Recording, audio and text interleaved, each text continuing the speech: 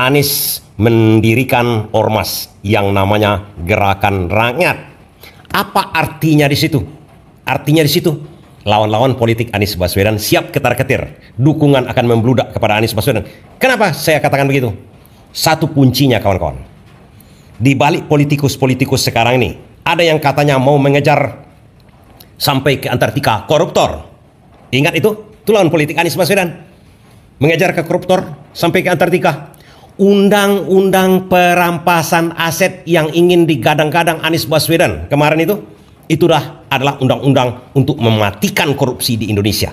Saya sampaikan apresiasi atas undangannya. Saya bersyukur bahwa ikatan silaturahmi yang selama ini terjaga itu bisa diwujudkan di dalam sebuah organisasi di Alkata. Jadi itu aja dulu. Sekarang kita beri bahwa teman-teman yang dulu berjuang melalui berbagai relawan sekarang berkumpul dalam rangka sampai saya sendiri terus akan melakukan kegiatan sosial, kegiatan pendidikan, dan itu kegiatan. Assalamualaikum warahmatullahi wabarakatuh.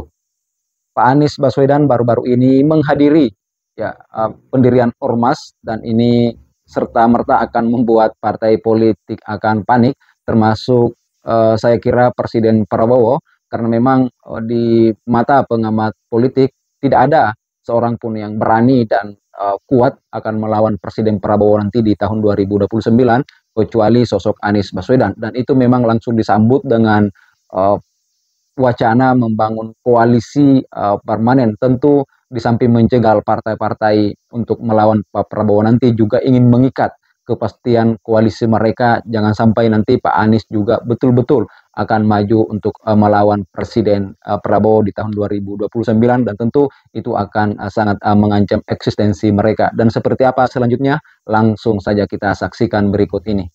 Kehadiran Anies Baswedan dalam pembentukan Ormas Gerakan Rakyat. Publik membicarakan itu sebagai upaya Anies ancang-ancang alias sedang siap-siap untuk menuju Pilpres 2029. Sekalipun kehadiran Anies dalam Ormas Gerakan Rakyat itu adalah sebatas inspirasi bagi gerakan itu, tapi kan publik melihat dua hal. Pertama, Gerakan Rakyat itu adalah satu ormas yang memang diinisiatifi oleh para relawan dan para pendukung Anies waktu Pilkada Jakarta beberapa waktu yang lalu. Itulah yang kemudian publik tanpa henti mengkonfirmasi bahwa sebenarnya secara perlahan Gerakan Rakyat ini di kemudian hari bukan tidak mungkin akan membesar dan menjadi satu organisasi yang akan menjadi kendaraan Anies untuk berkompetisi di Pilpres di masa-masa yang akan datang, khususnya Pilpres 2029. Dan kita juga tahu bahwa inisiator, tokoh penting, bahkan bisa disebut sebagai ketua dari Gerakan Rakyat ini adalah orang yang selama ini cukup melekat dengan Anies Baswedan, yaitu adalah Syahrin Hamid. Publik tahu siapa Syahrin Hamid, yang saya kira sejak lama sudah sangat identik dengan Anies. Jubirnya Anies, tim sukses dan tim pemenangan Anies waktu Pilkada Jakarta, ataupun waktu Pilpres 2024 yang lalu.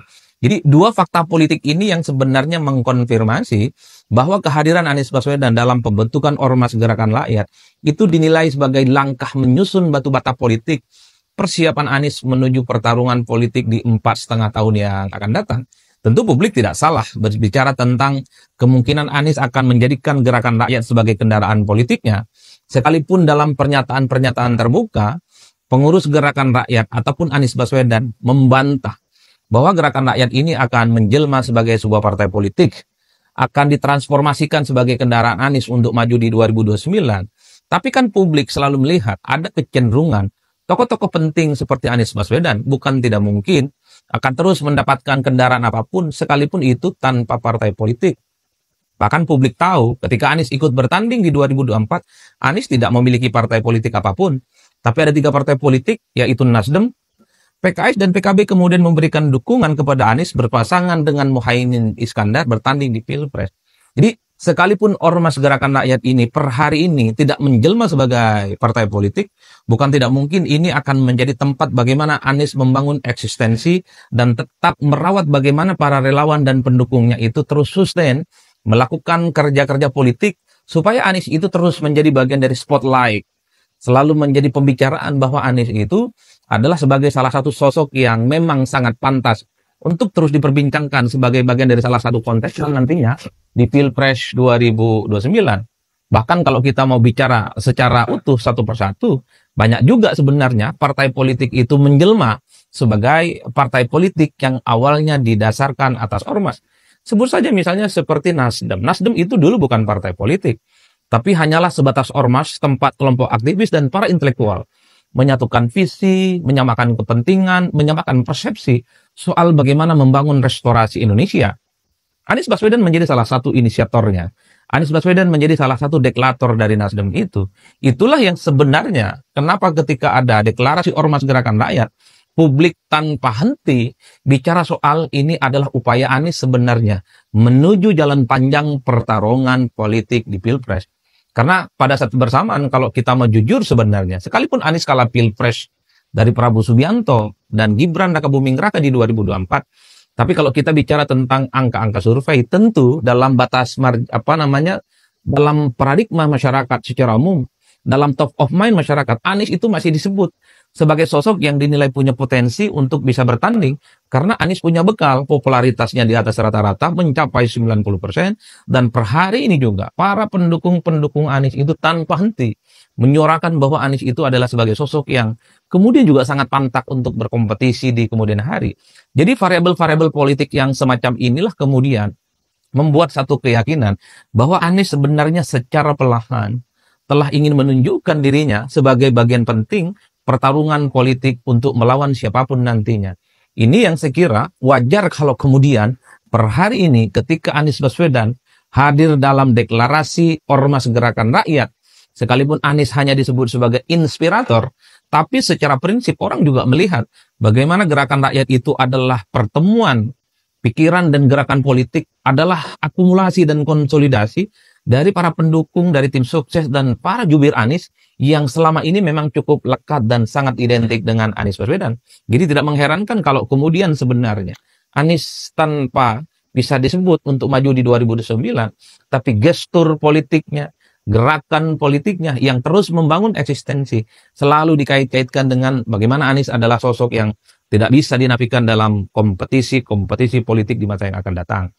Anies mendirikan ormas yang namanya Gerakan Rakyat. Apa artinya di situ? Artinya di situ lawan-lawan politik Anies Baswedan siap ketar-ketir. Dukungan akan membludak kepada Anies Baswedan. Kenapa saya katakan begitu? Satu kuncinya kawan-kawan. Di balik politikus-politikus sekarang ini, ada yang katanya mau mengejar sampai ke Antartika koruptor. Ingat itu lawan politik Anies Baswedan. Mengejar ke koruptor sampai ke Antartika. Undang-undang perampasan aset yang ingin digadang-gadang Anies Baswedan kemarin itu adalah undang-undang untuk mematikan korupsi di Indonesia. Tapi sampai sekarang apa jadinya? Tak ada kan? Malahan undang-undang BUMN, dana tara, langsung diundangkan. Undang-undang perampasan aset itu adalah undang-undang anti korupsi yang paling manjur. Mengejar sampai Antartika, apa ceritanya? Itu adalah omon-omon. Di balik omon-omonnya itu ada partai wong cilik katanya, tapi hanya menyasar. Kalau elitnya yang kena, dia bergaduh sekarang kan, melarang retreat. Biarlah kader-kadernya partai yang di bawah itu hancur. Itu artinya sudah menang pilkada, partainya sendiri yang memenangkan, dan kemudian kadernya sendiri yang menang, dilarang retreat, disuruh membangkang kepada Prabowo. Apa artinya di situ? Tidak berpihak kepada rakyat. Yang katanya partainya demokrasi. Demokrasi apaan kayak gitu kalau tegak lurus kepada yang namanya ketua umum? Tidak. Anies Baswedan letakkan dirinya pada posisi bahwasanya dia bisa dipercayai rakyat. Dia kukuhkan dirinya. Artinya begitu. Saya yang menilai sebagai pendukung Anies Baswedan, dia katakan saya yang bisa dipercaya, bukan maksud sombong maksud saya. Anies Baswedan mengatakan waktu kampanyenya di Jakarta, dia mau cabut izin reklamasi, dicabut begitu dia menjabat. Anies Baswedan mengatakan akan menempatkan warga kampung akuarium yang diusir oleh Ahok. Dia tempatkan kembali, dia laksanakan. Tidak ada cerita sama dia, apapun ceritanya. Dan dia katakan, ini yang penting, dia katakan kalau memang perlu mewadahi gerakan perubahan ini? Apakah kita akan mendirikan ormas atau partai politik? Dia buktikan ucapannya itu lagi. Siapa di dunia ini yang ucapannya dibuktikan terus-menerus tanpa celah? Nabi Muhammad. Amanah, al-amin, dipercayai. Dia tidak bohong dengan niatnya aja. Dan dibuktikan dengan kata-kata yang dinamakan amanah. Amanah. Ada pemimpin yang tak amanah, mengejar koruptor ke Antartika, undang-undang perampasan aset aja sampai sekarang. Kemudian mengangkat seorang komisaris yang sudah dinobatkan menjadi raja korupsi di dunia, runner raja korupsi di dunia, ditempatkan di sebuah perusahaan holding company yang mengelola aset sedemikian besar. Apa artinya di situ? Mereka mulai mengkhianati kata-katanya, mengkhianati janji-janji kampanyenya, mengkhianati malahan pembukaan Undang-Undang Dasar 1945 alinea keempat. Dibentuknya pemerintahan itu adalah untuk memajukan kesejahteraan umum. Memajukan kesejahteraan umum itu apa? Memberantas korupsi. Dengan apa memberantas korupsi? Undang-undang yang paling penting sekarang. Pemimpin kita sudah ada. Bukankah menurut Anies Baswedan yang paling penting, yang darurat adalah kita menetapkan seorang pemimpin dulu, kemudian merubah undang-undangnya. Semua daerah ini berubah. Tapi apa yang terjadi sampai sekarang? Dari mulai Megawati menjabat, Gus Dur menjabat, sampai SBY, sampai Jokowi, sampai Prabowo menjabat, undang-undang perampasan aset itu macet. Padahal itu yang ingin langsung dibuat oleh Anies Baswedan kalau sempat dia menjadi presiden. Itu janjinya dulu. Kalau sempat dia menjadi presiden, saya yakin janjinya itu dilaksanakannya sekarang. Seperti dia menjanjikan menutup izin reklamasi, seperti dia menjanjikan membuat ormas atau partai, dia tepati janji. Itu kuncinya. Seorang pemimpin itu harus tepat janji. Kalau apa yang diomongkannya itu berbeda dengan kenyataannya, hancur sudah negara ini. Sosok Anies Baswedan memang oposisi ya, oposisi sejati tanpa partai. Setelah Pilpres dan juga Pilkada DKI, status Pak Anies Baswedan adalah rakyat sipil, tidak punya jabatan publik satupun di instansi manapun. Dan meski demikian, sosok Pak Anies di dalam kancah dunia politik dan di mata politisi elit bangsa ini terus menjadi perbincangan dan juga diperhitungkan.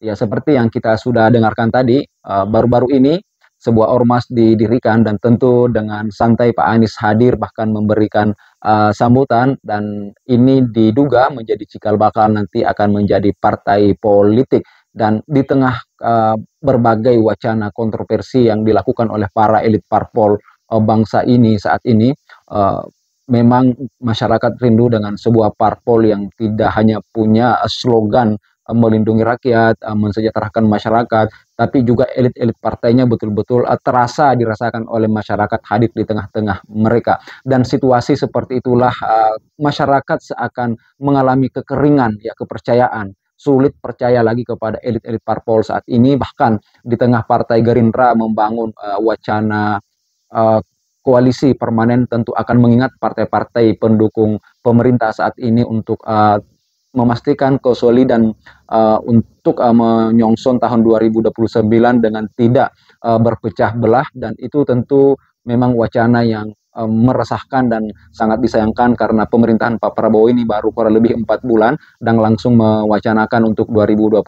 Nah, salah satu pandangan datang dari pengamat politik, tentu ini akan mengantisipasi kekuatan sosok Anies Baswedan jika memang nanti akan menjadi calon presiden di tahun 2029 tersebut. Karena memang menurut Adi Praitno tidak ada ya calon siapapun yang kuat dan berani untuk melawan Pak Prabowo nanti kecuali sosok Anies Baswedan. Dan tentu ini menjadi terjawab sudah ketika baru-baru ini Pak Anies hadir di tengah pendirian ormas, dan ini akan mengirim sebuah pesan kepada lawan-lawan politik yang memang sangat gencar untuk mencegah membangun framing-framing negatif untuk menjatuhkan citra Pak Anies, bahwa selama kecintaan kita kepada NKRI selalu ada jalan untuk mengabdi seperti apa yang telah ditunjukkan oleh Pak Anies Baswedan. Dan tentu kita akan menarik untuk kita nantikan semua ke depan bagaimana ormas ini apakah akan bermetamorfosis menjadi sebuah partai politik atau tetap menjadi ormas. Tapi publik berharap bahwa Anies Baswedan jika pun tidak bergabung dengan partai politik manapun,